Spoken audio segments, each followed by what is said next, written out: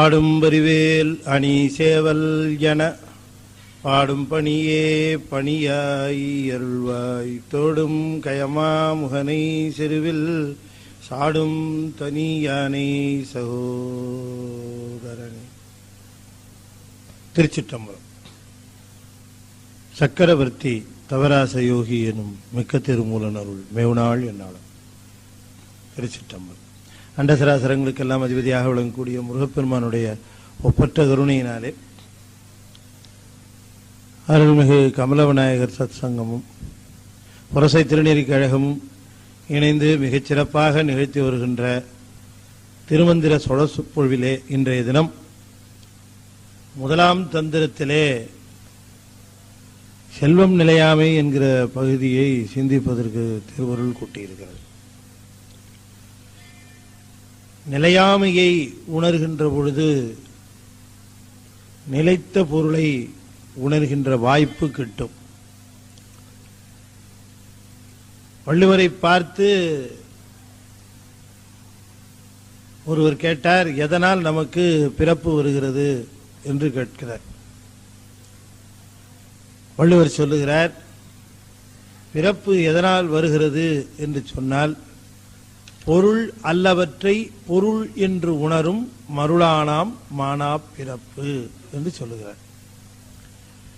மருள் மயக்கம், மருளானாம், மருளான் ஆம் அப்படின்னு பிரிக்கிறது. மருளான் ஆம் என்றால் மருளால் வருவதாம் அப்படின்னு அர்த்தம். மருளால் வருவது பிறப்பு. என்ன மருள்னர்? பொருள் அல்லவற்றை பொருள் என்று உணரும் மருள். பொருள் இல்லாதவற்றை பொருள் என்று உணரும் மருள். பொருளை பொருள் என்று உணர்வது அருள். பொருள் அல்லவற்றை பொருள் என்று உணர்வது மருள். பொருளையே உணராத நிலை இருள். இருள், மருள், அருள். இருளிலே எந்த பொருளும் தெரியாது. மருளிலே எது பொருள், எது பாம்பு, எது கயிறுன்னு தெரியாது. அருளிலேதான் பொருளின் தெளிவு தெரியும்.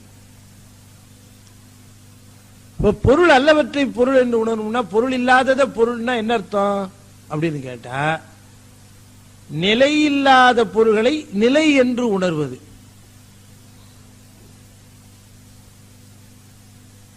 நிலையில்லாதவற்றை நிலை என்று உணர்கிறது புல்லறிவு என்று சொல்லுகிறார் இன்னொரு இடத்துல. நிலையில்லாதவற்றை நிலை என்று உணர்கின்றவர்கள் புல்லறிவு படைத்தவர்கள்.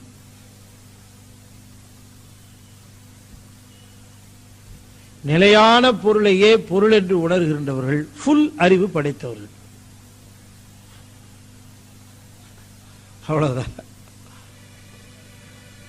முழுமையான அறிவு படைத்தவர்கள். இது வெறும் புல் அறிவு. அதாவது ஒரு பொருளின் மேலே நமக்கு பற்று வருகிறது என்று சொல்லுகிற பொழுது, அந்த பொருளின் மேலே நமக்கு ஏன் பற்று வருகிறது என்று நாம் சிந்திச்சு பார்த்தோம்னா, அந்த பொருளினாலே நமக்கு இன்பம் விளைகின்றது. அதனாலே அந்த பொருளின் மேல பற்று வரும். எந்த பொருள் நமக்கு இன்பம் தருகிறதோ அது மேலதான் நமக்கு பற்று வரும். எந்த பொருள் துன்பம் தருதோ அது மேல பற்று வருமா? வராது. அப்ப நமக்கு இன்பம் தருகின்ற பொருள்கள் மீது நமக்கு பற்று வருவது உலக இயற்கை. அந்த பொருள்கள் மேலதான் அன்பு செலுத்துவோம், பற்று செலுத்துவோம், அதைத்தான் கொண்டுவோம். இப்ப அடுத்த கேள்வி என்ன வருகிறதுனா, அப்ப எதை பொருள் என்று உணர்கிறோம் என்கிறது ஒரு பக்கம் போய், எதை இன்பம் என்று நினைக்கிறோம் அடுத்தது. அதுதான் அப்ப ஓஹோ, எதை இன்பம் நினைக்கிறோம் அதை பார்க்க வேண்டியிருக்கு. எது இன்பம்னு பார்க்கிறோம்னா, நாம நிலையில்லாத பொருளிலே வருகின்ற இன்பத்தை தான் இன்போடு பார்க்கிறோம். அப்ப நிலையில்லாத பொருள்னா அதிலே வருகின்ற இன்பம் நிலையில்லாத இன்பம். ஷார்ட் லிவ்டு பிளஷர், கொஞ்ச நேரம் மட்டுமே இருக்கக்கூடிய அந்த இன்பத்தையும் அந்த ஆனந்தத்தையுமே தான் நாம விரும்புகிற கொள்கை உடையவர்களாகவும் பற்று உடையவர்களாகவும் இருக்கிறோம். இப்ப உணவு மேல நமக்கு பற்று இல்லைங்களா? சாதாரணமா சொல்லுகிற உதாரணம், உணவு மேல ஒரு பற்று இருக்கு. அந்த பற்றினாலே நமக்கு விளைகின்றது இன்பம். நாம் எண்ணுகிறோம், அந்த இன்பம் நிலைத்த இன்பமா? இப்ப நான் சொல்றேன் உதாரணத்துக்கு, நீங்க இப்ப நாளைக்கு எப்படி எனக்கு தெரியல, அடுத்த ஞாயிற்றுக்கிழமை சரியான முகூர்த்தம். அடுத்த ஞாயிற்றுக்கிழமை, நாளைக்கு எப்படின்னு தெரியல. சில திருமண மண்டபத்தில் கல்யாணம் இருக்கு, சில திருமண மண்டபத்தில் நல்ல முழு முகூர்த்தம்னா தான் எல்லா கல்யாண மண்டபமும் புக் ஆயிடும். அடுத்த ஞாயிற்றுக்கிழமை நல்ல முகூர்த்தம். அதுக்கும் திருமணத்துக்கு என்ன சம்பந்தங்கிறீங்களா? வரேன். அடுத்த முகூர்த்தம் அப்படின்னா நமக்கு நிச்சயமா நம்ம வீட்டில் ஒரு 4 பத்திரிக்கையாவது வந்திருக்கும். கல்யாண பத்திரிகை ஒரு 4 பத்திரிக்கையாவது வந்துடும். பத்திரிகையை எடுத்து பார்த்து அதையே நம்ம அப்படி ஸ்கிரீன் பண்ணி ஸ்கேன் பண்ணுவோம். எது சாயந்தரம் போறது, எது காலையில போறது, எது போகாமையே வாழ்த்து அனுப்புறது, எதை ஓரம் கட்டுறது, இப்படின்னு நம்ம வச்சிருப்போம். அதாவது அப்படியே பார்த்து பிரிச்சு அப்படியே வச்சு முக்கியமான திருமணம்னு சில இதை தேர்ந்தெடுத்து இதுக்கு தலையையாவது காட்டி பண்ணும் அப்படின்னு முடிவு எடுத்து போவோம். அப்ப நாம திருமணத்துக்கு போகிற பொழுது போறோம். போகும்போது முதல் திருமணத்துக்கு போற இடத்துல நம்மளை விடுவாங்களா? சாப்பிட சொல்லுவோம். நம்ம டிஃபன் சாப்பிட்டுருவோம். அடுத்த திருமணத்துக்கு போவோம், தலையை கட்டி ஆகணுமே, அதனால அவர் போவோம். அங்க அவரு நம்ம மேல அன்பு பொழிவாரு. வாங்க ஐயா, வாங்க வாங்க வாங்க, உங்களை தான் பார்த்துட்டு இருந்தேன், வாங்க வாங்க, அன்பா வரவேற்பாங்க. சரி, அப்புறம் அட்டன் பண்ணியாச்சு, அட்டண்டன்ஸ் கொடுத்தாச்சு. இன்னொரு லிஸ்ட் கையில 3வது இருக்கலாம், 4வது கூட இருக்கலாம். கிளம்புனா அவர் விடுவாரா? சாப்பிட்டு போவோம், டிஃபன் சாப்பிட்டு. கல்யாணத்துக்கு போனச்சு, என்ன இப்படி சொல்றீங்க? அங்க சாப்பிடுவீங்க, இங்க சாப்பிட மாட்டீங்களா? இங்க சாப்பிடுவோம் நம்ம, என் மனசு என்ன கஷ்டப்படும், நீங்க சாப்பிடணுங்க ஐயா, கொஞ்சமாவது சாப்பிடுங்க வாங்க அப்படின்னு. இல்லைங்க, அங்கேயே சாப்பிட்டேன், கொஞ்சம் பசியா இருந்தது, டிஃபன் அங்கேயே சாப்பிட்டாச்சு. இல்ல இல்ல அதெல்லாம் கிடையாது, நீங்க இங்க சாப்பிட்டா தான் என் மனசு திருப்தியா அப்படின்னு பிடிச்சி அவர் வம்பிடுத்து கொண்டு வந்து உட்கார வச்சாச்சு. அவர் முன்னாடி முழிச்சு பாக்குற இட்லி வேற. என்ன ஆகும்? சாப்பிடுவார். சாப்பிடும் போது எப்படி சாப்பிடுவார்? ஆனந்தமா சாப்பிடுவாரா? திட்டிக்கிட்டே சாப்பிடுவார். அவன் நல்லா இருப்பானா இவன், இப்படி சாப்பிட்டு வந்தேங்கன்னா எனக்கு சாப்பிட சொல்றாங்க, வயிறு கெட்டு போகும், காசியும் செலவு பண்ணி அவன்கிட்ட திட்டு வாங்குவான். 2வதுக்கே இந்த கதினா 3வது பத்தி நீங்க யோசனை பண்ணி பாருங்க. அப்ப இந்த உணவு சாப்பிடுகிற பொழுது நமக்கு துன்பத்தை விளைவிக்கிறது. அடுத்த நாள் எடுத்துக்கங்க, இதுக்கு மறுநாள் அன்னைக்கு காலையில உங்களுக்கு பசிக்கும், யாராவது டிஃபன் தரமாட்டானான்னு இருக்கும். யாராவது சிந்துவாங்கள பார்த்து கூட வணக்கம் ஐயா போயிட்டு வாங்க டிஃபன் சாப்பிட்டு வற்புறுத்துவாங்களா? இல்ல. அப்ப முந்தின நாள் நமக்கு அந்த உணவு மேல விருப்பமே இல்லை, அடுத்த நாள் அந்த உணவு மேல விருப்பம் இருக்கு.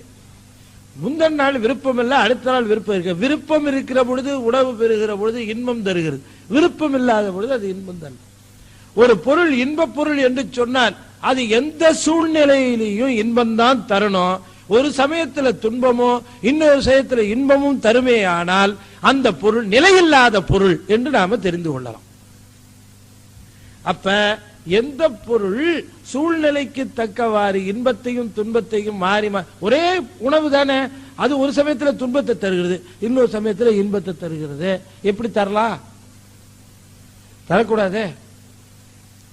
ஆக இது ஒன்று போல இல்லாமல் ஒரு சமயம் துன்பத்தையும் ஒரு சமயம் இன்பத்தையும் தருகிறது. சரி, அந்த இன்பம் கூட எப்படின்னு பார்ப்போம்.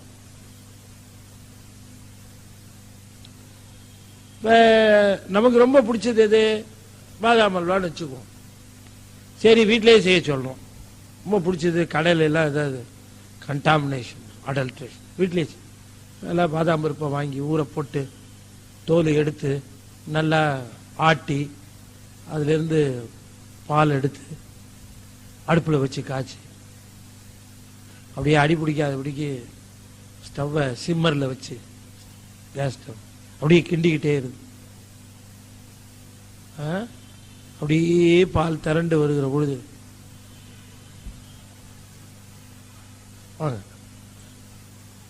அப்படியே கெட்டி பிடிச்சி வரும் பொழுது அப்படியே கிளறி விட்டு நல்லா நெய் விட்டு கிளறி தலை தலைன்னு 1 கிலோ பாதாம் பருப்புக்கு 2 கிலோ நெய்யை விட்டு கிளறி முந்திரி பருப்பு திராட்சை இது தேங்காய் துருவல் இது எல்லாத்தையும் பதமா வதக்கி அதில் போட்டு 4 மணி நேரம் 5 மணி நேரம் அந்த பாதாம் அல்வா தயாரிக்கிறதுக்கே அந்த பாதாம் அல்வாவை எடுத்து அப்படி நாக்கு மேல வச்சா பேரானந்தமா இருக்கு. அட்டே அப்பா சொர்க்கமே இதுதானா அப்படி. சரி, இந்த இன்பம் எத்தனை நாளைக்குன்னா இந்த நாக்கு நுனியிலிருந்து அடிநாக்கு டிராவல் பண்ற வரைக்கும். அதுக்கப்புறம் அதுக்கு பாதாம் அல்வானா பேரு அட்ரஸே மாறிடும். அதுக்கு பாதாம் அல்வான பேரா போயிடுச்சுன்னா கிடையாது. இப்ப 4 மணி நேரம் 5 மணி நேரம் சிரமப்பட்டு செஞ்ச ஒண்ணு ஒரு 3 வினாடி 4 வினாடி தான் அது இன்பம். அதுக்கப்புறம் அது எங்க போச்சுன்னே தெரியல. திரும்ப அடுத்த கவலம் அடிக்கணும். சரி, அடுத்த கவலம் தான் எத்தனை நாடி? திரும்ப 3. எவ்வளவு தடவை? அப்ப அல்வா சாப்பிடாதப்ப இன்பம் இல்லை, வச்சா இன்பம் கொஞ்ச நாள் இருக்கு. அப்படி எந்த இன்பம் நீடித்து இராமல் சற்று நேரத்திற்கு மட்டுமே இருந்து மறைகிறதோ அதனால் பெறப்படுகின்ற இன்பம் நிலையில்லாத இன்பம். அதை தருவது நிலையில்லாத பொருள் என்று தெரிந்து.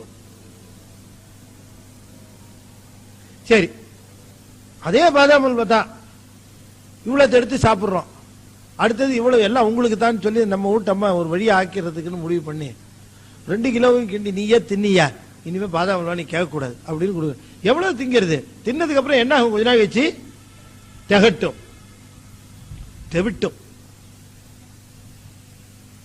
அப்ப எது திகட்டுகிறதோ அது நீடித்த இன்பம், நிலைத்த இன்பம் அல்ல. அப்ப ஆனந்தம் இன்பம் என்று நாமெல்லாம் நினைச்சிட்டு இருக்கிறது அவைகளெல்லாம் நீடித்த இன்பம் இல்ல, நிலைத்த இன்பம் இல்ல, அது தொடர்ந்த இன்பம் கிடையாது. இப்படிப்பட்ட இன்பத்தை தான் நாம் இன்பம் எண்ணிக்கொண்டிருக்கிறோம். இப்படி நிலையில்லாத இந்த இன்பத்தை இன்பம் என்று எண்ணிக்கொண்டு அந்த பொருள்கள் மீதே பற்று கொண்டிருப்பதினாலே பிறப்பு வருகிறது. அப்ப ஆனந்தம் என்பது எப்படி இருக்கணும்? எப்பவும் ஒரே மாதிரி ஆனந்தமா இருக்கணும். இப்போ ஒரு தடவை துன்பம், அப்புறம் ஒரு துன்பமா இருக்கக்கூடாது. ஒரு சமயம் இன்பம், ஒரு சமயம் துன்பமா இருக்கக்கூடாது. அப்படி பார்த்தால் எப்பொழுதும் ஒன்று போல ஆனந்தம் தருவதும் எப்பொழுதும் நீடித்திருப்பதும் எப்பொழுதும் நிலைத்திருப்பதுமாகிற ஆனந்தம் எப்பொழுதும் திகட்டாத ஆனந்தமாக இருப்பது.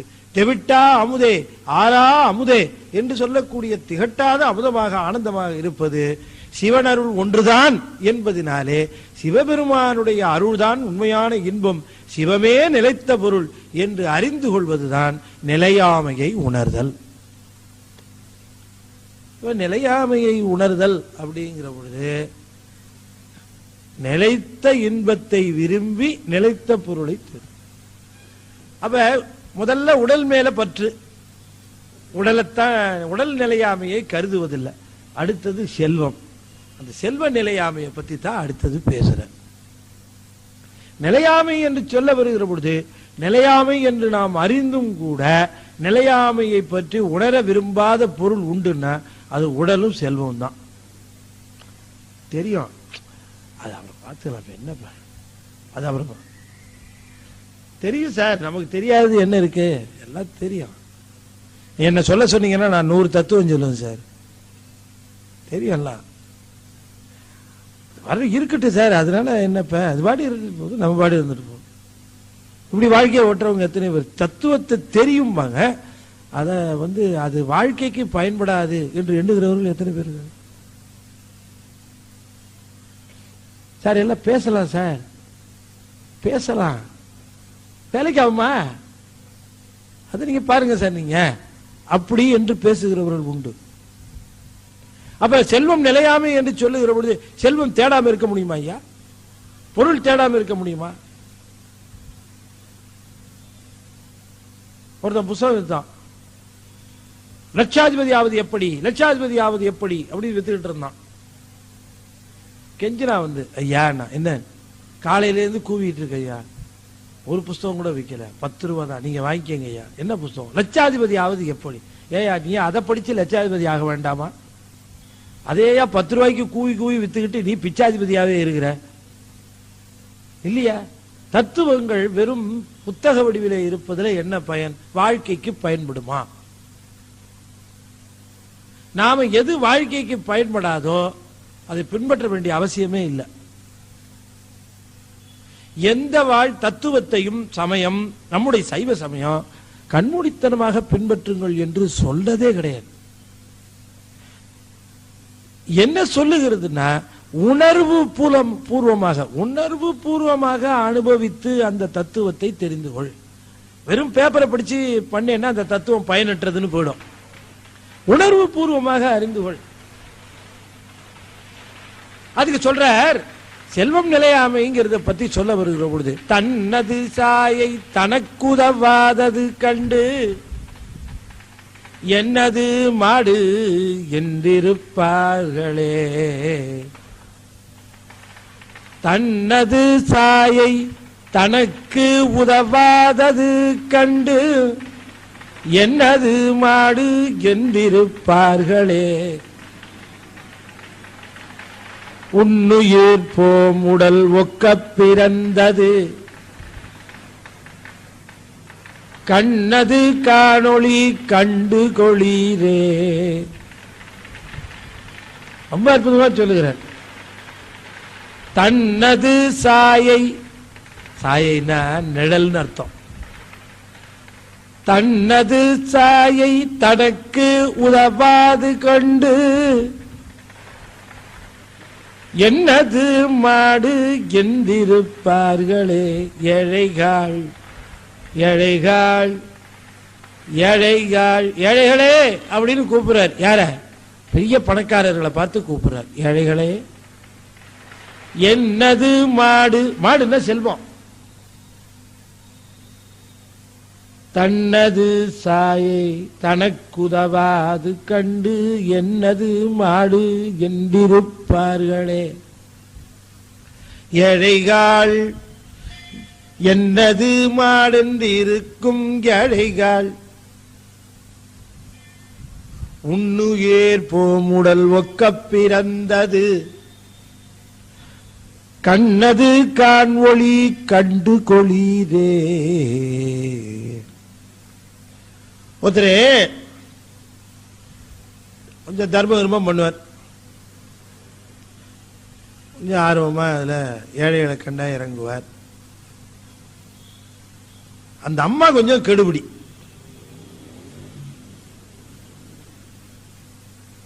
நமக்குன்னு காசு வேணாமா, நீர் இப்படி செலவு பண்ணிக்கிட்டே இருந்தா என்ன அர்த்தம்? வரவனுக்கு மரவெல்லாம் தூக்கி கொடுத்துட்டு இருக்கிற. நமக்குன்னு 4 காசு வேணாமா, நமக்குன்னு 4 காசு அப்படிங்க. அந்த அம்மா யாராவது சொந்தக்காரங்க வந்தாங்கன்னா, நீங்க எல்லாம் வீட்லயே சாப்பிட்டு வந்திருப்பீங்க, நம்ம வீட்ல எல்லாம் சாப்பிடுவீங்களா அப்படின்னு தண்ணியை கொடுத்து அனுப்பிச்சிடும். சில சமயம் அதுவும் கொடுக்காது. இவர் என்ன பண்ணுவாரு, மனைவி மனசு நோங்குமேங்கிறது சரி சரி அப்படின்னு அவங்கள அனுப்பிச்சு வச்சுட்டு இப்படி சுத்தி போய் கையில 100 ரூபா பணம் கொடுத்து, நீங்க எங்கேயாவது அப்படியே சரவணபுரியில் சாப்பிட்டு அப்படியே போங்க அப்படின்னு சொல்லி அனுப்பிச்சுவார். தெரியாம, மனைவிக்கு தெரியும். கொஞ்சம் தான் மனைவி இப்படி இருக்கிறாளே, நாட்கள் போய்கொண்டு இருக்கிறது, அற சிந்தனை வரலையே, எப்ப வரும் இந்த அறம் சிந்தனை, அறம் செய்வதற்கு என்று கவலைப்பட்டார். ஒரு நாள் ஒரு தந்தி வந்தது, பகல் நேரம். என்ன தந்தி வந்தது? தந்தியா? நம்ம கேடுச்சு. என்ன தந்தி அப்படின்னு. உங்க அம்மா கூட பிறந்தாங்கல்ல ஒரு சின்ன அம்மா, ஆமா, அவங்களுக்கு ரொம்ப சீரியஸ்ன்னு வந்திருக்கு. ஐயோ அம்மா அம்மா, சரி வா போய் பார்ப்போம். ஒருவருன்னு இந்த அம்மா கிளம்பணும். என்ன வேகம், வேகமா வா, எங்க செருப்பெல்லாம் போறதுக்கு நேரம், ஏதாவது ஆட்டோவில் போவா கூட்டு. வெயில் தகிக்குது. கூட்டிகிட்டு அப்படியே போனார். போனா என்னங்க ஆட்டோ வைக்கிற நீங்களே, கால்லாம் சொல்லுது. ஆட்டோ ஒன்றும் கிடைக்கலையே, என்ன பண்றது, வெயிலாவும் இருக்குது, ஒரு ஆட்டோவும் கிடைக்குது. சரி வா அப்படியே பொடிநடையா பஸ் ஸ்டாண்ட் போயிடலாம். நம்ம தகிக்குது அப்படியே வெயில். ரெண்டு பக்கமும் எல்லாம் மொட்டை மொட்டையா கட்டடம், ஒரு பக்கமும் ஒரு மரமும் இல்ல நிழல். என்னங்க கால் சுடுதுங்க, எங்கேயாவது நிழல் இருந்தா ஒதுங்கணுங்க. அவ்வளவுதானே, ஏதோ இருக்க நிழல் ஒதுங்கு அப்படின்னு காட்டினார். எங்க நிழல்? இந்த மாதிரி பக்கத்திலே இருக்கு, பெரிய உருவத்துக்கு பக்கத்துல பாரு. பார்த்தா ஒரு பெரிய நிழல் இருந்தது. என்ன நிழல்? அந்த அம்மாவோட உடம்பு நிழல். அதுல ஒதுங்குனார். ஏங்க என்னங்க விளையாடுறீங்களா நீங்க? என் உடம்பு நிழல் எனக்கு நான் எப்படி ஒதுங்குது அப்படின்னு. உன் உடம்பு நிழல் உனக்கு உதவாதா? உன் உடம்பு நிழலே உதவல. இந்த உடம்பை தயிரை ஊத்தி, பாலை ஊத்தி, நெய்யை ஊத்தி, சோத்தை ஊத்தி வளர்த்து வளர்த்து வளர்த்து வச்சிருக்க அந்த உடம்பு நிழல் கூட இந்த உடம்புக்கு உதவலையே. இவ்வளவு சொத்தையும் காசையும் சேர்த்து வைக்கிறியா, அது எங்க இருந்து உனக்கு உதவ போகுதுன்னு கேட்டார். வையிர் கதிர் வடிவேலோனை வாழ்த்தி வரிஞர்க்கு என்றும் நொய்யில் பிளவள வேணும் பகிர்மின்கள் நுங்கட்கு இங்கன் வெய்யிற்கு ஒதுங்க உதவா உடம்பின் வெறுநிழல் போல் கையிற் பொருளும் உதவாது காணும் கடை வழிக்கே. அருணகிரிநாத கந்தர் அலங்காரம் அப்படியே திருமூலர்ல இருந்து எடுத்து அப்படியே பண்றாரு சுவாமி. என்ன அழகு பாருங்க. அப்படியே திருமந்திரம். தன்னது சாயை தனக்கு உதவாது கண்டு, சாயைன்னா நிழல், தான் நிழல் தனக்கு உதவாததை பார்த்தும் கூட என்னது மாடு, ஏன் செல்வம், என்னுடைய காசுன்னு சொல்லுகிறானே ஏழையே அப்படிங்கிற. தன்னது சாயை தனக்குதவாத கண்டு என்னது மாடு என்றிருக்கும் ஏழைகள். நிறைய செல்வம் வைத்திருக்கிற ஏழைகளே, என்ன செல்வம் வைத்திருக்கிற ஏழைகள். செல்வம் வைத்திருக்கிறவர்களை ஏழைகளேன்னு கூப்பிட்டது திருமூலர் தான் முதல்ல. நாம் எப்படி கூப்பிடுவோம்? செல்வம் வைத்திருக்கிறவரை செல்வந்தரே, பணக்காரரே. 1 கோடி வச்சா அவனை ஈஸ்வரனை கொண்டு நிறுத்திடுவோம், கோடீஸ்வரரே இல்லையா? அவனுக்கு ஈஸ்வர பட்டமே கொடுத்துருவோம் இல்லையா? அவன் கேட்டானா நம்மளா கொடுத்துருவோம் சார். அவர் சொல்றார், செல்வம் இருக்கிறது என்பதனாலே நீ செல்வன் தானா? இல்ல. யார் ஒருவன் செல்வத்தை அப்படி மாத்திக்க தெரிஞ்சானோ அவன் தான் செல்வன் தான். அதுதானே செல்வமுடையவன். செல்வாய செல்வன் அவன் தானே. அவனுடைய அருளை எவன் ஒருவன் அதிகமாக சேவித்து வைக்கிறானோ அவன் தான் செல்வன். இதெல்லாம் எப்ப போகணும் தெரியாது, எப்ப ரெய்டு வருமோ, எப்ப என்ன பிரச்சனையோ, என்ன சிக்கலோ இல்லையா? அதுல போய் அதை சேர்த்து வச்சு என்ன பண்றது? எப்பொழுதும் நமக்கு அந்த பொருள் துன்பத்தை அப்படியே மாத்தி அருளா கன்வெர்ட் பண்ணிடும். எங்கேயா ரெய்டு வருமா? சார் நீங்க இப்ப கொஞ்ச காலமா ஒரு 5-6 வருஷமா நிறைய அருள் சேர்த்திருக்கிறதா எங்களுக்கு இன்ஃபர்மேஷன் வந்திருக்கு, ரெய்ட் பண்ணலான் இருக்கிறோம், கொஞ்சம் கணக்கு காட்டுங்க அப்படின்னு யாராவது கேட்க போறோன்னா ஒருத்தர் கேட்க மாட்டேன். அவனுக்கு அருள்லாம் எப்படி இருக்குன்னே தெரியாது. எவ்வளவு வேணா சேர்த்துக்கலாம் அருளை. அருள் கணக்கு ஒண்ணு உண்டு சொல்றாருல வள்ளுவர், அருளிலாருக்கு அவ்வுலகம் இல்லாகின்றார். அப்ப அருள் கணக்கு இருக்குன்னு அர்த்தம் இல்லையா? பொருளை அருளாக மாற்றுகிற ஒரு நிலை ஒண்ணு உண்டு. அற்றார் அடிபசி தீர்த்தல் அகுது ஒருவன் பெற்றான் பொருள் வைப்புழியினர். பணத்தை சேர்த்து வைக்கிற இடம் ரொம்ப பிரமாதமான ஒரு இடம் இருக்கு, பத்திரமா வைக்கிறதுக்கு நான் சொல்லி தரேன்னு சொல்றாரு. யாரு? வள்ளுவர். எந்த லாக்கர் சார்? நான் சொல்ற லாக்கர்ல போட்டேன்னா அது பத்திரமா இருக்கும். என்னன்னாரு, அற்றார் அழிப்பசி தீர்த்தல் அகுது ஒருவன் பெற்றான் பொருள் வைப்புழி. ஒருவன் பெற்ற பொருளை பத்திரமாக வைப்பதற்கு உரிய இடம் பசித்தவனுடைய வயிறு அப்படின்னாரு. அப்படின்னா என்ன அர்த்தம்? பசிச்சவனுக்கு சோறு போடும். பசிச்சவனுக்கு சோறு போட்டா நம்ம பொருள் எல்லாம். பசித்தவருக்கு உணவு தருதல், அறம் செய்தல் என்பது இப்ப இந்த அடிப்படை உண்மை என்னன்னு நம்ம தெரிந்து கொள்ள வேண்டும். ஒரு பொருள் இன்பம் நல்குகிற முறை 2. ஒரு பொருள் இன்பம் நல்குகிற முறை 2. ஒன்னு தூலம், இன்னொன்னு சூட்சமம். அந்த பொருளிலிருந்து தூலமாக நீங்கள் இன்பத்தை பெற்றால் நீங்கள் பிறப்புக்கு வித்திடுகிறீர்கள், மீண்டும் பிறப்பீங்க. அந்த பொருளிலிருந்து நீங்கள் சூட்சமமான இன்பத்தை பெற்றால் நீங்கள் பிறவா நெறி பெறுகிறீர்கள். அவ்வளவுதாங்க. ஒரு பெரிய சூட்சமத்தை உங்களுக்கு சொல்லி கொடுத்துட்டு இருக்கேன். இது ஒரு பெரிய தத்துவம். ஒரு பொருள் தருகின்ற இன்பம் எத்தனை நிலைன்னு சொன்ன? 2 நிலை. ஒன்னு தூல நிலை, இன்னொன்னு சூட்சம நிலை. ஸ்தூலம் என்பது வெளிப்படையாக தெரிவது, சூட்சமம் என்பது வெளிப்படையாக தெரியாது. அதான அர்த்தம். தூலம் சூட்சமம் அப்படின்னா, தூலம் மரம், சூட்சமம் அதோட வித்து. தெரியுமா? தெரியும். தூலம் தெரியும், சூட்சமம் தெரியும். வஸ்து தூலம், வாஸ்து சூட்சமம். அப்ப எது சூட்சமமாக இருக்கிறதோ அது தெரியாது. சூட்சமத்தை கண்டவர்கள் தூலத்தில் மயங்குவதில்லை. யாருக்கு சூட்சமம் தெரியாதோ அவங்க தான் தூலத்தில் மயங்கி திரிவார்கள். புள்ள யாருன்னு தெரிந்து கொண்டு அவன் மேல அன்பு செலுத்தி அவன் தருகிற இன்பத்தை பெறுகின்ற தூலமான இன்பத்தை அனுபவிக்கிறவர்கள் பற்றுடையவர்கள். சூட்சமமான இன்பத்தை பெறுகின்றவர்கள் பற்றில்லாத நிலையை அடைகின்ற ஒரே பொருள் தான். அதே ராமன் தூலமான இன்பத்தை அனுபவித்தவன் தசரதன், சூட்சமமான இன்பத்தை அனுபவித்தவள் கோசலை. தசரதன் செத்தான், கோசலை கடைசி வரைக்கும் இருந்தான். அப்ப ஒரு பொருளிலே சூட்சமமான இன்பம் தூலமான இன்பம் இருக்குன்னு சொன்ன இன்னும் கொஞ்சம் தெளிவா சொன்னா தானே தெரியும். இப்ப உணவு இருக்கு, உணவுக்கே வருவோம். என்ன நமக்கு ரொம்ப பழக்கமான சமாச்சாரத்தை சொன்னா தான் அதோட ஒரு அசோசியேஷன் இருக்கும், தொடர்பு இருக்கும். உணவு சாப்பிட்டா நமக்கு இப்ப நல்லா பசியோட இருக்கிறோம், உணவு கிடைக்குது, நாம சாப்பிட்றோம். சாப்பிட்டா நமக்கு எப்படி இருக்கும்? இன்பம்.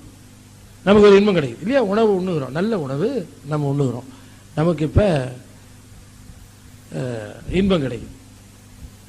இது ஒரு வகையான இன்பம். இப்ப இதே உணவை சாப்பிடாமலேயே நம்ம இன்பம் அனுபவிக்கலாம். இப்ப சாப்பிட்டு அனுபவிக்கிற இன்பம் தூலமான இன்பம். இந்த உணவை சாப்பிடாமே இன்பம் அனுபவிக்கலாம். எப்படின்னா, வேற ஒருத்தன் பரிச்சை வந்தான், நீ சாப்பிடு அப்படின்னு அவனுக்கு கொடுக்குறான், அவன் சாப்பிடுறான், அதை பார்த்து நாம இன்பம் அடைகிறோம். அதுக்கு சூட்சமமான இன்பம். ஒரே உணவு நாம் உண்ணுகிற பொழுது நாம் பெறுவது தூலமான இன்பம். பசித்தவன் மற்றொருவனுக்கு உண்ண கொடுத்து அவன் உண்பதை பார்த்து அடைகிறோம் பாருங்க, அதுவும் இன்பம் தானே. அது இன்பம், சூட்சம இன்பம். ஒரே பொருள்ல நீங்க இன்பம் பெறலாம், அந்த பொருள்ல இன்பத்தை பெறலாம். ஆனா பெறுகின்ற முறையில அந்த பொருளினாலே நீங்கள் பயனை அடைகின்றீர்கள். தூலமான இன்பத்தை பெறுகிற பொழுது அப்பொழுது கிடைக்கிற இன்பம் தான். சூட்சமமான இன்பத்தை பெறுகிற பொழுது பேரின்பம் கிட்டுகிறது. இதுதாங்க எல்லா பொருளுக்கும். இந்த ரூலை நீங்க எல்லா பொருளுக்கும் நீங்க அப்ளை பண்ணி பார்த்துக்கலாம். அப்ப இன்னும் தெளிவா என்ன தெரிகிறது என்று சொன்னால், உண்ணுகிற பொழுது அடைகின்ற மகிழ்ச்சி கரணங்களுக்கு மட்டும்தான் நிகழும். அதாவது நாக்குக்கு, வயிற்றுக்கு, மனசுக்கு, அப்பா நல்ல வேலையை நம்ம மட்டும் சாப்பிட்டோம், முடிஞ்சு போச்சு, நமக்கு கிடைச்சிருச்சு, விட்டுருங்க, மற்றவனை பத்தி நமக்கு என்ன, அது அப்புறமா பார்ப்போம், இன்பம் கிடைச்சது இது. ஆனால் மற்றவர் உண்ணுகிற பொழுது நாம இன்பம் அடைகிறோம் பாருங்க, அதுதான் உண்மையா ஆன்மா அனுபவிக்கிற இன்பம். அது சில பேர் சொல்றாங்கல்ல, எதுக்கு சார் சரி, எனக்கு ஒரு ஆத்ம திருப்திங்க, எனக்கு ஆத்ம, அது என்னது ஆத்ம திருப்தி? சாப்பாடு சாப்பிடும்போது ஆத்மா திருப்தி இல்லையா? இருக்கு. என்னன்னு கேட்டீர்கள் சொன்னால், ஆன்ம திருப்தி, ஆன்ம இன்பம் என்பதெல்லாம் சூட்சமமான இன்பம். அதுதான் சூக்கமமான இன்பம் என்றது சொல்லுது. தூலமான இன்பம் என்பது கருவிகரணங்கள், உடல், மனசு இன்பம் அடைகிறது கூட அது கருவிதான், அது மனசு இன்பம். அதனாலதான் சொன்னார் ஈத்து உவக்கும் இன்பம்னாரு. ஈத்து உவக்கும் இன்பம்னார். அத அப்ப அப்படியே இன்பம் வருகிறது. அந்த இன்பத்தை அனுபவித்து பார்த்தவர்கள் இந்த இன்பத்துல வருகிறவர்களுக்கெல்லாம் சாப்பாடு கொடுத்து கொடுத்து கொடுத்து கொடுத்து அவங்க பாருங்க, சாப்பிட்றவங்களை பார்த்து அப்படியே மகிழ்ச்சி அடைவாங்க. இன்னைக்கு ஒரு 50 பேர் சாப்பிட்டாங்க, இன்னைக்கு 100 பேர். நான் சொன்னேன் அவங்கள்ட்ட திருவண்ணாமலை சொன்னேங்க, சொல்லலையா? என்ன ஒருத்தர் ஒரு ஒரு அன்பர் என் மேல பேங்க்ல வேலை செய்யறாரு. என் மேல ரொம்ப அன்பு அவருக்கு. அவர் வங்கியில மிகப்பெரிய அதிகாரியா இருக்கிறார். அவரு சொற்பொழிவுக்கெல்லாம் வருவார் அடிக்கடி.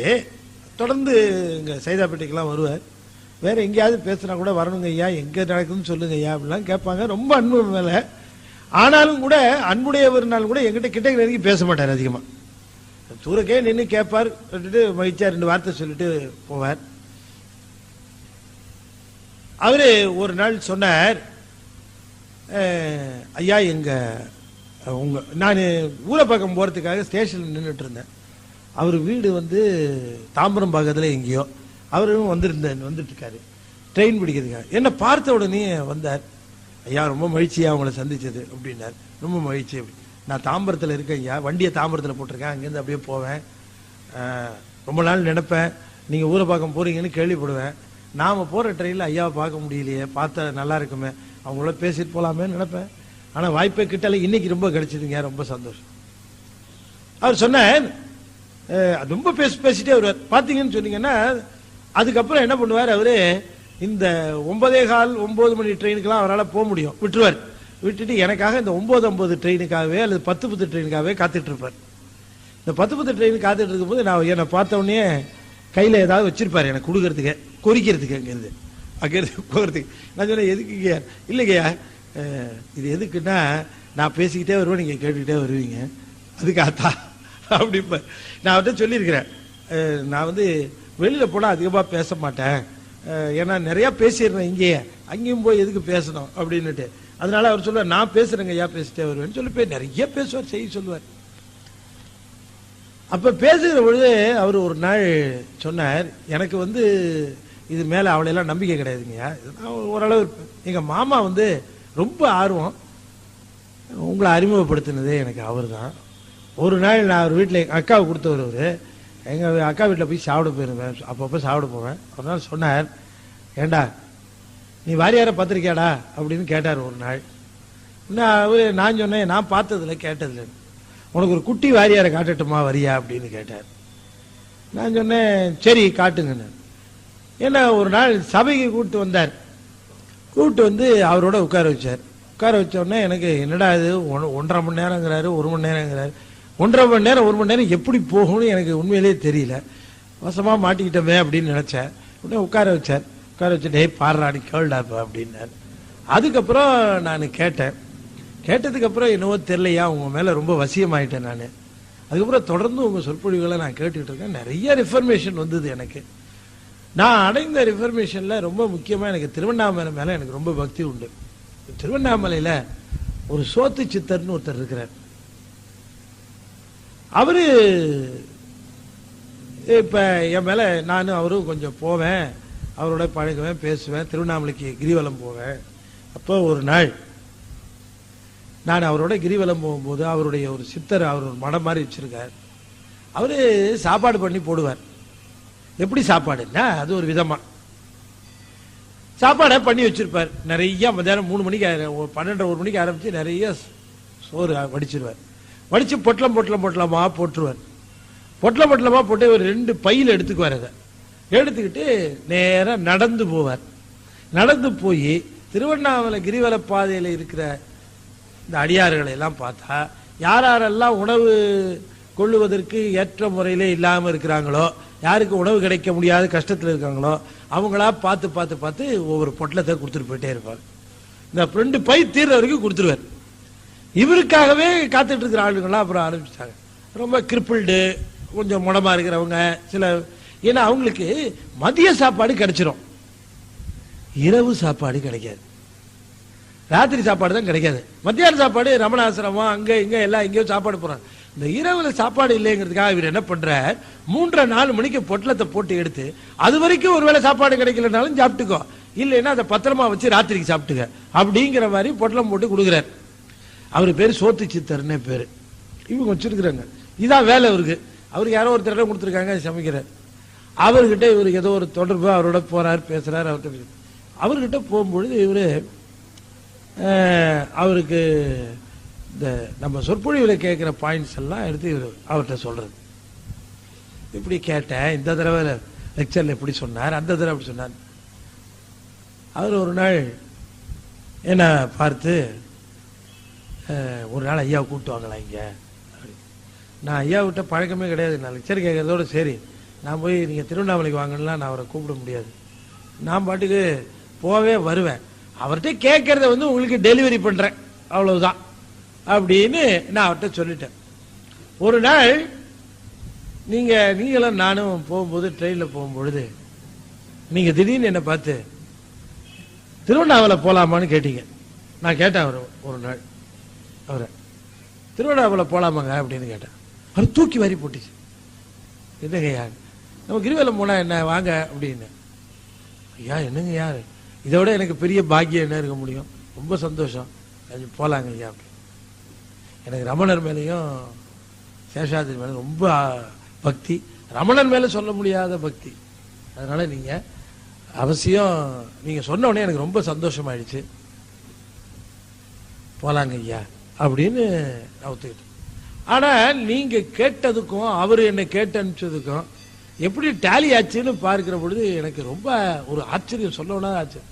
நான் அவர்கிட்ட போய் சொன்னேன், இந்த மாதிரி ஐயா என்னை கேட்டார், கிரிவலம் வரீங்களா போலாமான்னு கேட்டார். இது பெரிய சந்தர்ப்பமா அமைஞ்சு போச்சு, அதனால நான் அவர் வரும்போது கூப்பிட்டு வரேன் அப்படின்னு சொல்லி அவருக்கு வாக்கு கொடுத்துட்டு வந்திருக்கேன். இவ்வளோ கதையும் ஒரு நாள் பேசினார் போகும்போது. 10 மணி வண்டியில காத்திருந்து 10:30 வரைக்கும் இதையே பேசுறேன். அவர் பேசல கேட்டார். அதனால நீங்க திருவண்ணாமலை போலான்னு சொன்னீங்க ஐயா, எப்போ போலான்னு சொன்னீங்கன்னா போகலாம், அவரும் உங்களை சந்திக்க ஆர்வமா இருக்கிறார் அப்படின்னார்.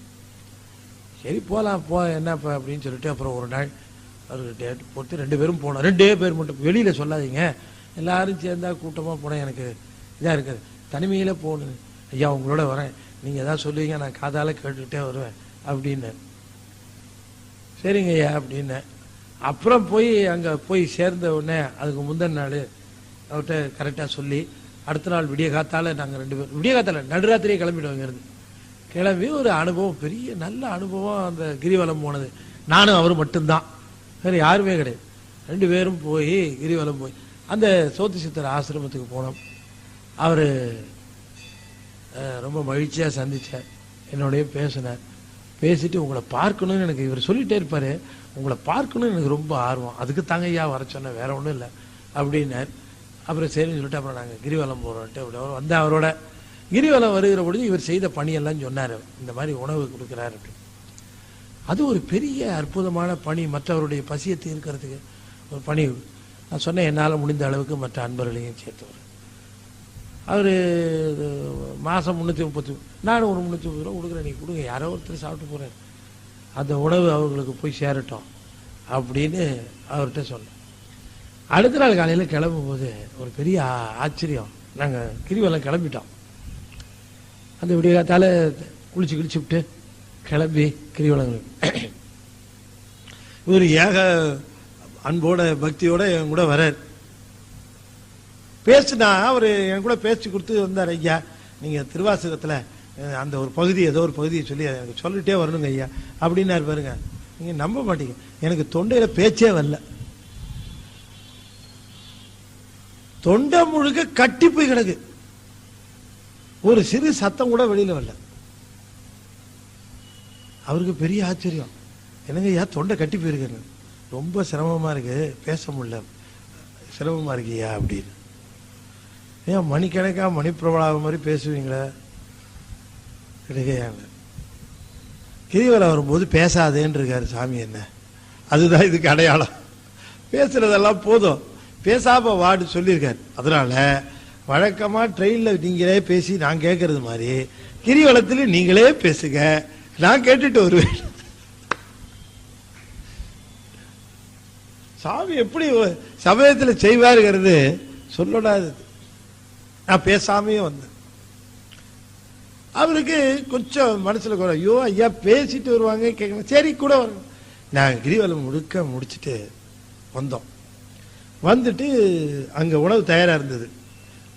2:30 மணி 3 மணி ஆயிடுச்சு. உணவை சாப்பிட்டோம். சாப்பிட்டு பேருந்துல ஏறணும். பேருந்துல ஏறின உடனே ஏறி கொஞ்சம் தூரம் போயிருக்கோம், பேருந்து போயிருக்கோம். பக்கத்துல உட்கார்ந்துருக்காரு, தேம்பி தேம்பி அழறார். அவரு இந்த அனுபவம் பாருங்க. அழற. என்னது அழறாரு? எனக்கு ஆச்சரியம். என்னங்கய்யா அழறீங்க? என் கையை ரெண்டையும் பிடிச்சிக்கிட்டாரு. ஐயா நீங்க பேசாமே கூட வந்தீங்க, நான் பேசிக்கிட்டே வந்தேன். ஆனா எனக்கு உங்களோட வந்தது அந்த அனுபவத்தை நினைச்சு பார்க்கும் பொழுதுதான் கூடவே வந்தது. உண்மையிலேயே என் கூட ரமண மகரிஷியை நான் அழைச்சிட்டு போனது மாதிரி ஒரு பேரானந்த அனுபவம் எனக்கு விளங்குச்சுங்க ஐயா. பல இடங்கள்ல என்னவோ கண்ணை மறைச்சது எனக்கு. பல இடங்கள்ல உங்களை நான் உட்கார வச்சு நின்று பார்த்த பொழுது என் கண்ணுக்கு என் குருநாதரே உட்கார்ந்து இருக்கிறது மாதிரி அந்த ஆனந்தம் நீங்க பேசிட்டு வந்திருந்தா எனக்கு கிடைச்சிருக்குமா? நீங்க பேசாம வந்ததனுடைய அந்த முழு பலனையும் நாங்க அனுபவிச்சோங்க ஐயா. நான் எப்படி உங்களுக்கு நன்றி சொல்றதுன்னு தெரியல. ஒரு குழந்தையை ஒரு பெரியவர் கைப்பிடித்து அழைத்து வருவது போல இருந்தது. நீங்க அப்படியே அழைச்சிட்டு வந்ததுன்னு சொல்லி கண்ணீர் விட்டார் பாருங்க. எனக்கு இந்த அனுபவம் எனக்கு கிட்டலையேன்னு தோணுச்சு. அது அவருக்கு கொடுத்தார். அவருக்கு கொடுத்தார் அந்த அனுபவத்தை. அந்த உண்மையான அந்த அன்பின் காரணமாக நான் சொன்னேன். உங்களுக்கு இந்த அனுபவம் எதனால கிட்டுச்சு தெரியுமா? இந்த திருவண்ணாமலையில பல பேருடைய பசியை நீங்க போக்கிருக்கீங்க அந்த சோத்து சித்தரோட சேர்ந்து. அதற்கு பலன் கொடுத்தார் இன்னைக்கு உங்களுக்கு அண்ணாமலையார். அப்ப பசித்தவனுடைய அந்த பசித்தவனுடைய பசியை போக்குவது என்பது இருக்கு பாருங்க, அது மிகப்பெரிய அறம். அது ஒரு ஞானியனுடைய பசியை போக்குவதுன்னு இருக்கு பாருங்க, அது அதை விட அறம் இந்த உலகத்திலேயே கிடையாது. அதனால அந்த அன்னையநாதன் சொல்லுகிறார், வையிர் கதிர் வடிவேலோனை வாழ்த்தி வரிங்கற்கு என்றும் நொய்யில் பிளவள வேடும் பகிர் மின்கள். அரிசி முடியலங்க, எனக்கு அரிசி எல்லாம் கிடையாது. வீட்டுல நொய் அரிசி இருக்கும்ல, அது ஒண்ணுத்துக்கு உதவாது. சோறு வடிக்க முடியாது, குழஞ்சு விடும். அப்படியே அது கஞ்சி தான் வைக்க முடியும். அது இருக்கும்ல, இல்ல நொய் அரிசியே நான் சமயத்துல கஞ்சி வச்சு சாப்பிட்டுக்குவேன். சரிப்பா, அதுல ஏதாவது பிளவு இருக்குமா? நொய்யில் பிளவு அதுலயும் பயன்படாது, கொஞ்சம் ரொம்ப ரொம்ப குருணையா இருக்கிறது இருக்கும், அதையாவது குடியானார். நொய்யில் பிளவள வேணும் பகிர் மின்கள். எதுக்கு? எதுக்கு அது? அது எதுக்கு? சாப்பாட்டுக்கா? இல்ல, எறும்புக்கு போடுனாரு. அது மனுஷனுக்கு போட முடியாது. தூக்கி அப்படி போட்ட எல்லா ஜீவராசிகளுக்கும் பசி உண்டு. அந்த பசியை போக்குவது என்பதற்கு பாருங்க, அது மாபெரும் மரம். அதை சொல்லுகிறார், தன்னது சாயை தனக்குதவாது கண்டு என்னது மாடு என்றிருப்பார்கள் எடைகாள். தன்னுடைய நிழலே தனக்கு உதவாததை கண்டும் கூட ஏன் சொத்து என் காசுன்னு என்று இருக்கிறார்களே ஏழைகளே என்று சொல்லுகிறார். உன்னுயிர் போம் உடல் ஒக்க பிறந்தது கண்ணது காணொளி கண்டு கொளீரே. ஏயா, இந்த உடம்பும் உயிரும் கூடவே தானே இருக்கு. இந்த உயிர் எப்ப வந்ததோ அப்பவே உடம்போட வந்ததா இல்லையா? ஆனால் ஒரு நாள் இந்த உடம்பே போயிருது. அப்படி உயிர் கூடவே இருக்கக்கூடிய இந்த உடம்பே போகுதே. இந்த உடம்பே போன பொழுது உடம்பு இல்லாமல் புறத்தே இருக்கக்கூடிய செல்வம் மட்டும் உன் கூடவே எப்படியா இருக்கும்? அதுவும் போயிராதா அப்படின்னு கேட்கிற. உடம்பு கூடவே இருக்குது, உயிர் கூடவே இருக்கு இந்த உடம்பு, அதுவே ஒரு நாள் விட்டு போயிடுது.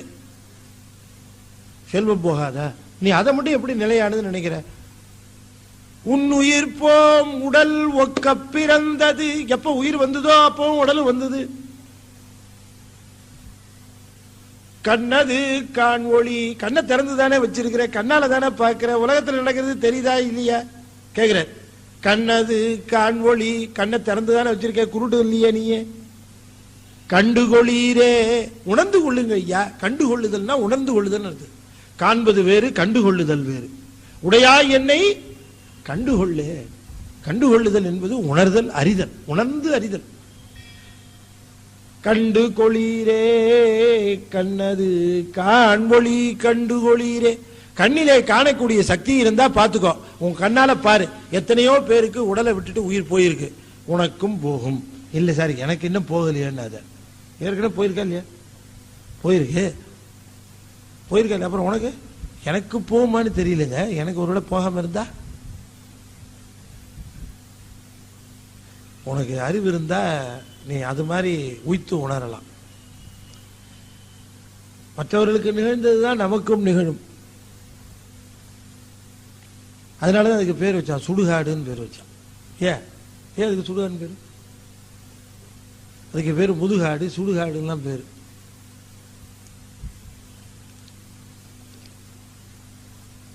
அதுக்கு பேரு சுடலை இல்லையா?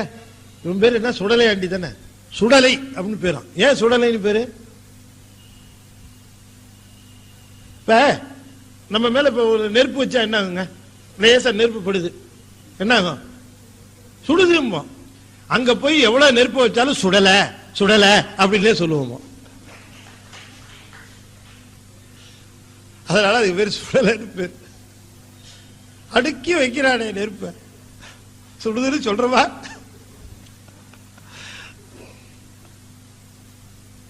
அப்ப இந்த இது அதுக்கு சுடுகாடுன்னு பேர் வச்சா, இடுகாடுன்னு பேர் வச்சான். எதுக்கு சுடுகாடுன்னு பேரு அப்படின்னா, அது வினைத்தொகை. தமிழை என்ன ஆளுங்கிறீங்க நீங்க? அவன் மாதிரி பிரெயின். இப்படி ஒரு பேரு 5 கண்டத்துல எந்த மொழியிலுமே வைக்கல. எதுக்கு எப்படி பேர் வைக்கணும்னு தெரியும் அவனுக்கு. சுடுகாடுன்னு வச்சான். என்னன்னு? சுடுகாடுனா வினைத்தொகை. வினைத்தொகைனா 3 காலத்தையும் உள்ளடக்கி இருக்கிறது வினைத்தொகை. தமிழ்ல மட்டும்தான் அப்படி ஒரு இலக்கணம் உண்டு. 3 காலத்தையும் உள்ளடக்கி நீங்க ஆங்கிலத்தில் சொல்ல முடியாது, தமிழ்ல சொல்லலாம் சுடுகாடு அப்படின்னு. அப்படின்னா ஊறுகாயில் ஆரம்பிப்போமே, ஊறுகாய். நேத்து ஊர்ன காய், இன்றும் ஊறுகிற காய், நாளையும் ஊறுங்காய். பாருங்க, எல்லாரும் என் கூடவே கோரஸ் பாடுறாங்க. ஊறுகாய் இல்லாம நாங்க என்னைக்கு சார் சாப்பிட்டுருக்கோம்? இப்படி சொன்னீங்கன்னா எங்களுக்கு தெளிவா தெரியும். அதுபோல சுடுகாடு, நேத்து எங்க தாத்தாவை சுட்ட காடு, இன்னைக்கு என் சொந்தக்காரங்களை எல்லாம் சுட்டு இருக்கிற காடு, நாளைக்கு என்னை சுட போற காடு. சுட்ட காடு, சுடுகின்ற காடு, சுடும் காடு. சார் நாங்க புதைக்கிற வழக்கம் உடையவங்க. அப்படியா? இடுகாடுன்னா இட்ட காடு, இடுகின்ற காடு, இனி இடும் காடு. நாங்க அதெல்லாம் விடுறதா இல்ல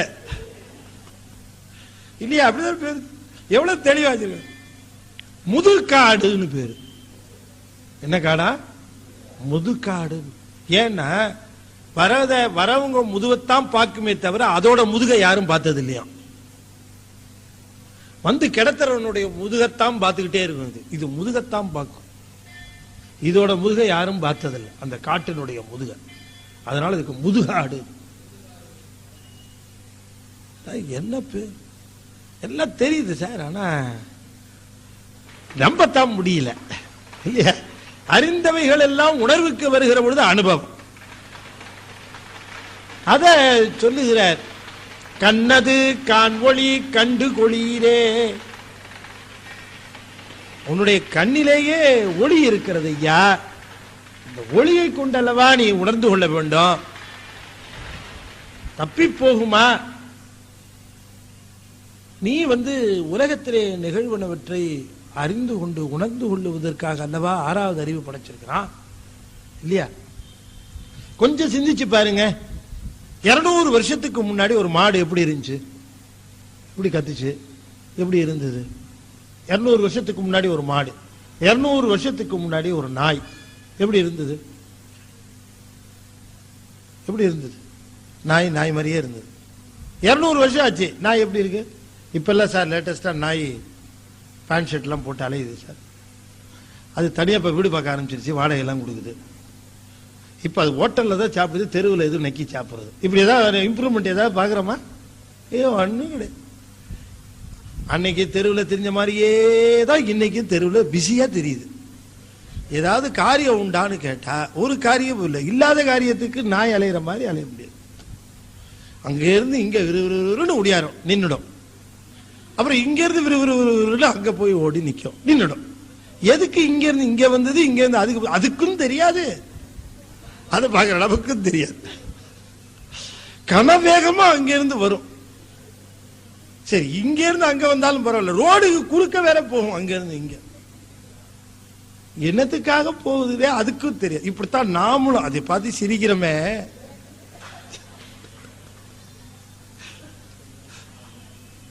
கொஞ்சம் டீப்பா அனலைஸ் பண்ண ஆரம்பிச்சோம், நாய் தேவலா போல இருக்கேன் அப்படி. அதேதான் சொல்றது பழமொழி, நாய்க்கு நிக்க நேரம் இல்லை அப்படின்னா என்ன அர்த்தம்னா, அவ்வளவு பிஸியா சுத்திக்கிட்டு இருக்கு, ஒண்ணும் இல்லாததுக்கு. அப்ப அது ஏங்க மாறல? மாடு பாருங்களா, அது அப்படியே. ஆனா மனுஷன் மாறிட்டு வரோம். அப்ப இருந்த மாதிரியா? எவ்வளவோ அறிவை பயன்படுத்தி ஏதோ பண்ணி அதை மாத்தி இதை மாத்தி எல்லாம் மாத்தினானே. அவனுடைய இன்ப லெவல் அதிகரிச்சிருக்கா? அவனுடைய மரணத்தை தவிர்த்து இருக்கிறானா? அவனுடைய துன்பத்தை தவிர்த்து இருக்கிறானா? அவனுடைய சாவை வென்றி இருக்கிறானா? இல்லையே. 200 வருஷத்துக்கு முன்னால அதே மாமியா மருமக சண்டை 200 வருஷத்துக்கு அப்புறம் இன்னைக்கு அப்படியே அதே டெம்போலயே தொடருது. இல்லைன்னா இந்த சீரியல்லாம் தப்பிக்குமா? நீங்க சொல்லுங்க. இந்த சீரியல்ல என்ன காட்டுறான்னு எனக்கு நான் பாக்குறது இல்ல. சொல்ல கேள்வி என்னன்னா, இதுதான் மெயின் தீமா எல்லாத்திலையும். ஒரு இதுல மாமியார் ரொம்ப ஹை இதுல இருப்பாங்க, பொட்டன்ஷியல்ல. மருமக ரொம்ப மாட்டி. ஒரு இதுல மருமக ஒரு ஹை பொட்டன்ஷியல். சில இதுல 2-3 மருமகள் ஒரு மாமியார். இந்த கதையை வச்சு 200 வருஷமா ஓட்டுறா. இன்னைக்கு ஃபுல் டெம்போ 367வது எபிசோட் போயிட்டு இருக்கு. மனுஷன் மாறினானா? மாறவே. மாறியது எல்லாம் இதுலதான் மாறி இருக்கோமே தவிர, அன்பின் அடிப்படையில மற்றவர்களையும் அன்பாக பார்ப்பது, அன்பு லெவல் நமக்கு எப்படி இன்க்ரீஸ் ஆயிடும் அதைத்தான். அப்ப நம்முடைய பக்தி, நம்முடைய இவைகள் எல்லாம் வளர்ந்திருக்கிறது என்பது அன்பினுடைய நிலையை வைத்துத்தான். நான் அதனாலதான் அடிக்கடி சொல்றது, ஒரு வருஷம் பிறந்த நாள் வருதுன்னா அந்த பிறந்த நாள்ல நம்ம என்ன அனலைஸ் பண்ணிக்கணும்னா, போன வருஷத்துக்கு இந்த வருஷம் நம்முடைய அன்பு எந்த அளவுக்கு அதிகரிச்சிருக்கு, நம்முடைய வேற்றுமை எந்த அளவுக்கு குறைஞ்சிருக்கு, நம்மால எந்த அளவுக்கு சகிப்புத்தன்மை வளர்ந்திருக்கு. இதுதான் நாம ஒவ்வொரு பிறந்த நாளையும் நாம சிந்திச்சு பார்த்து அதை வளர்த்த வேண்டும். இது ஒன்றுதான் நம்முடைய வாழ்விலே நிரந்தரமான இன்பத்தை. நீங்க அந்த நிலைக்கு வருகிற பொழுது பார்த்தீங்கன்னு சொன்னீங்கன்னா, இதனால நீங்க நாம நினைக்கிறது எப்படின்னு கேட்டீங்கன்னா, இதனால நம்முடைய வருகின்ற துன்பங்கள்லாம் நம்மளை கண்டு துன்பப்பட்டு போயிடும். இது நிகழ்வது இதான் டெக்னிக்கே கற்றுக் கொடுத்துருக்குறாங்க. ரொம்ப அற்புதமா அதை சிவஞான போதத்துல ரொம்ப அழகா சொல்லி இருப்பார். ஆக இப்ப ஒரு பொருள் நாம தெரிந்து கொள்ள வேண்டியது, ஒரு பொருளிலே இருக்கக்கூடிய சூட்சமான இன்பத்தை பெறுதல் தான் அந்த பொருளின் மீது இருக்கக்கூடிய பற்றை ஒழிப்பதும் அதனாலே பயன் பெறுவதுமா. பொருளை நீக்குவதனாலே உணவே வேணாம்னு தள்ளிடக்கூடாது. அதனாலதான் இல்லறத்தானுக்கு ஒரு பெரிய வாய்ப்பு என்ன, வருகின்ற விருந்தாளிகளுக்கு வருகின்றவருடைய பசியை தீர்க்கக்கூடிய வல்லமை அவன் ஒருத்தனுக்குத்தான் உண்டு. ரொம்ப பசியா இருக்கிற 2 துறவி சந்திச்சு என்ன பயன் ஆக போகுது? 2 பேரும் ஒருத்தர் முடிஞ்சு ஒருத்தர் பார்த்து ரொம்ப பசியாக இருக்கிறது, ஆம் எனக்கும் அதே தான் அப்படின்னு சொல்லிட்டு போயிட்டே. ஒரு இல்லறத்தான், வாங்கய்யா இங்க வாங்க உட்காரு, அந்த அம்மா உட்காருங்க, இருக்கு சாதம் வடிச்சிருக்கேன், கொஞ்சம் மோர் இருக்குது, 2 வடுமாங்க இருக்கு எங்க கிட்ட, அதுதான் பரவாயில்லமா தாயை போடு, ஒரு வெங்காயம் வேணா வைக்கிட்டு வைமா, சோத்தை போட்டு அந்த மோரை ஊத்தி இந்த வெங்காயத்தை வச்சா எய்தாப்புல இருக்கிறது மனுஷனாவா தெரியும், சிவனா தெரியும். யாருக்கு? அந்த துறவிக்கு, அந்த இல்லறத்தான். அதனாலதான் சொன்னார் நம்முடைய திருமுருகாற்றுப்படையில நம்முடைய நக்கீரர் சொல்லுகிறார், 6 முகத்துல எப்படி அருள் செய்கிறார்னாரு. இவங்களுக்கு நம்ம இல்லறத்தாருக்கு எப்படி அருள் செய்கிறான்னா, மாயூரில் ஞானம் அறிவின்றி விளங்க பல்கதிர் விரிந்தொன்று முகம், ஒரு முகம் ஆர்வலர் ஏத்த அமர்ந்திரி ஒழுகி காதலின் உவந்து வரம் கொடுத்தன்று. இன்னொருத்தர் முகன் மந்திர விதியின் மரபுளி விழா அந்தனர் வேள்வி ஓர்க்கும். எப்படி சொல்றாரு? 2 சொல்றார். 2வது முகம் யாருக்கு? இல்லறத்தானுக்கு. 3வது முகம் யாருக்கு? துறவரத்தானுக்கு. இல்லறத்தானுக்கு எப்படின்னாரு, ஆர்வலர் ஏத்த அமர்ந்தினிது ஒழுகி காதலின் உவந்து வரம் கொடுத்தன்றே. இந்த இல்லறத்தில் இருக்கிறவர்கள், இல்லற ஒழுக்கத்தோடு வாழ்கின்ற அவர்களுக்கு முருகப்பெருமான் அவர்கள் வணங்குவதை பார்த்து ரொம்ப சந்தோஷப்பட்டு, என்னப்பா வேணும் உனக்கு, என்ன வேணும் உனக்கு, வரம் சொல்லு என்று தருவானாம். துறவிகளுக்கு மந்திர விதியின் மரபுளி வழா அந்தனர் வேள்வி ஓர்க்கும். இந்த துறவரத்தில் நிற்கிறவர்களுடைய துறவரத்தை பற்றியும் அவர்கள் செய்யக்கூடிய அந்த வேள்விகளை பற்றியும் அவர்கள் செய்யக்கூடிய மற்ற செய்கைகளை பற்றியும் ஆராய்ந்து ஒரு முடிவெடுப்பானா முருகன். எப்படி சொல்லியிருக்காரு பாருங்க. இவங்களுக்கு வரத்தை அள்ளி கொடுத்துருவான்னு சொல்லிவிட்டார், இவங்களுக்கு எக்ஸாமினேஷன் வைப்பாருங்க. எப்படி இருக்கு? அப்ப இந்த இல்லறத்தானுக்கு இருக்கிற ஒரு பெரிய பெருமை என்னன்னா, படுற கஷ்டம் எல்லாம் வாழ்க்கையிலேயே பட்டுடுறான். அவனுக்கு தனியா எதுக்கு கஷ்டம் கொடுக்கணும் இல்லையா? எல்லா கஷ்டமும் பட்டுறான், எல்லா கஷ்டமும் பட்டு அந்த சிவனை நினைக்கிறானே, இந்த சிவபெருமானை உங்களுக்கு எவ்வளவு புடுங்கல், எல்லாத்தையும் விட்டு தானே இங்க வந்திருக்கீங்க, இல்ல ஒருத்தர் பிரச்சனை இல்லாம இருக்கீங்க, வரும்போதே 1000 பிரச்சனை. இப்ப போய்தான் ஆகணுமா திரும்ப நான் சொற்பொழிவு? இது ஆகும்னா என்ன, சனிக்கிழமை கிளம்பிடுற இல்லையா? எத்தனையோ பிரச்சனை இருந்தாலும் கூட சரி இரு, நான் உனக்கு என்ன செய்யணும், வந்து கரிகாய் வாங்கலாம் அவ்வளவுதான், வரும்போதே வாங்கிட்டு பிரச்சனையை விடு. எத்தனையோ பிரச்சனை இருக்க நடுவுல இந்த நல்ல சத்து விஷயத்தை வந்து கேட்கணும்னு நினைக்கிறீங்க. உங்களுக்கு எவ்வளவு மார்க் போடுவார் தெரியுங்களா? சிவபெருமான் அள்ளி கொடுப்பார், உங்களுக்கு வினைகளை அழித்து தீர்ப்பார் சிவபெருமான். சத்து விஷயங்களை கேட்கிறவர்கள் மீது மட்டும் சுவாமிக்கு சொல்லனாத பிரியம். அது இல்லறத்தான் ஒருத்தன் தான் அது ரொம்ப அன்பா போய் கேட்பான். இந்த இடத்துல போட்டு வாழ்ந்து கிடைக்கிறேன், 4 நல்ல விஷயம் சொல்றாங்க, போய் இந்த காதார கேட்டு வரையா மனசுக்கு திருப்தி வரும் என்று வருகிறார்களே, அவர்கள் வந்து நல்ல விஷயத்தை கேட்கல, அவருடைய தீவினைகளை முழுவதும் அழித்து விட்டு போகிறார்கள். இங்கிருந்து துன்பத்திலிருந்து விடுதலை பெறுகிறார். அதை சொல்லுகிறார் சுவாமி இந்த பாட்டில் ரொம்ப அற்புதமா. அதனால இந்த செல்வம் நிலையாமையில நாம ஒரு பாட்டு ரொம்ப அற்புதமான இந்த பாட்டு. அடுத்தது இளமை நிலையாமை சொல்றாரு பாருங்க. அடே அப்பா, ஒரு பாட்டு சொல்றாரு, இந்த ஒரு பாட்டு நாம ரொம்ப தெளிவா பார்க்க வேண்டிய பாட்டு. கண்டனும் காய்கதிரோனும் உலகினை உள் நின்று அளந்து ஒன்றும் அறிகிறார். உள் நின்று அளப்பது ஒன்றும் அறிகிறார். விண்ணுருவாரையும் வினையுருவாரையும் எண்ணும் 30 ஈர்ந்தொழிந்தாரே அப்படின்னு சொல்லுகிறேன். இந்த பாடல்களை விட்டு இந்த பாடலை ஏன் தேர்ந்தெடுத்திருக்கேன் அப்படின்னு சொன்னா, இந்த பாடலினுடைய பொருள் ரொம்ப நுட்பமானது. பலரும் பலவிதமாக இந்த பாடலுக்கு வேறு விதமான பொருள்களை எல்லாம் தந்திருக்கிறார்கள். ஆனா இதுக்கு என்ன உண்மையான பொருள், எவ்வளவு ஒரு முக்கியமான விஷயத்தை சொல்லுகிறார். மாபலி சக்கரவர்த்தி கிட்ட வாமன அவதாரம் போய் 3 அடி மண் அளந்தான்னு சொல்லுகிறார்களே, அது என்னது மண் அளத்தல். திருமூலர் வந்து ரொம்ப ரொம்ப முற்போக்குவாதி. பின்னால எல்லாம் சொல்லுவார் அவர் நிரம்ப இந்த புராண கதைகளுக்காகவே 2ஆம் தந்திரம். முதல் தந்திரத்தில் இந்த நீதிகளை எல்லாம் சொல்லிட்டு 2வது தந்திரத்துல நாம சொல்லுகிற இந்த புராண கதைகளை எல்லாம் அப்படியே புராணமா நம்பிராதீங்க, இதுக்கெல்லாம் என்ன தத்துவம் தெரிஞ்சுக்கங்கன்னு ஆரம்பிப்பார். கண்டம் கருத்த கருத்தறிவார் இல்லை, உண்டது நஞ்சென்று உரைப்பார் உணர்விலார். விஷம் குடிச்சான்னு சொல்லிட்டு இருக்கான் முட்டா பையன். நான் சொல்லலைங்க, திருமூலர் சொல்றது. என்ன தத்துவங்கிறீங்க? அதெல்லாம் திருமந்திரத்தில் மட்டும்தான் வரும். அதனாலதான் கொண்டு 10ல் வச்சுட்டாங்க. ஏன்னா 10 இதை முதல்ல வச்சிருந்தா எல்லாரும் தகராறு ஆரம்பிச்சிடும். முதல்ல எல்லாத்தையும் என்னன்னு தெரிஞ்சுட்டு வந்து அப்புறம் இதுல உண்மை என்னன்னு தெரிஞ்சுக்கணும். ரொம்ப அழகா. அது போல இந்த 3 அடி வாமன அவதாரம் வந்து அப்புறம் திருவிக்ரம அவதாரம் எடுத்தாரு. என்ன சமாச்சாரம் அது என்ன தெரிஞ்சுக்கணும்ல, அதை சொல்லுகிறார் இந்த இளமை நிலையாமை. அதை அடுத்த வகுப்புல நாம விரிவாக பார்ப்போம் என்று சொல்லி, சென்ற வகுப்புல உண்மையிலேயே நான் எனக்கு இங்க வரணும் தாங்க வந்தேன்.